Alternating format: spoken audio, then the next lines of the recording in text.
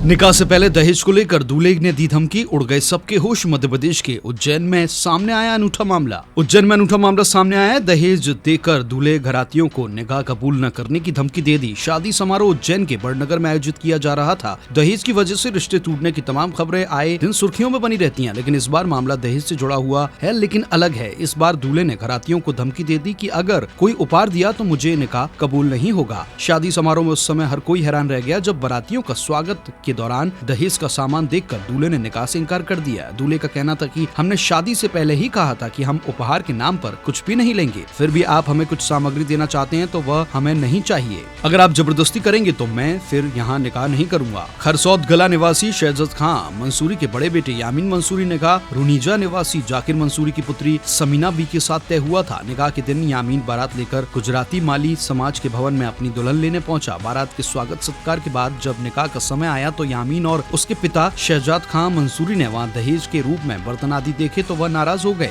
दुल्हन के पिता और उनके परिवार से कहा कि यदि आपने दहेज दिया तो हम निकाह नहीं करेंगे। हमने आपको पहले ही बता दिया था कि दहेज में हम कुछ भी नहीं लेंगे। दुल्हन समीना बी के माता पिता और रिश्तेदारों के शगुन के तौर पर 5 बर्तन रखने का आग्रह भी उन्होंने ठुकरा दिया। निकाह के मंडप पर हर कोई दूल्हा व उसके परिवार की तारीफ कर रहा था। यामीन के पिता शहजाद मंसूरी ने कहा, किताबों में पढ़ा है कि दहेज लेना और देना अपराध है। जो माता पिता कलेजे के टुकड़े को बिना कुछ लिए सामने वाले परिवार को दे देते हैं, उनसे भला दहेज कैसे लिया जा सकता है।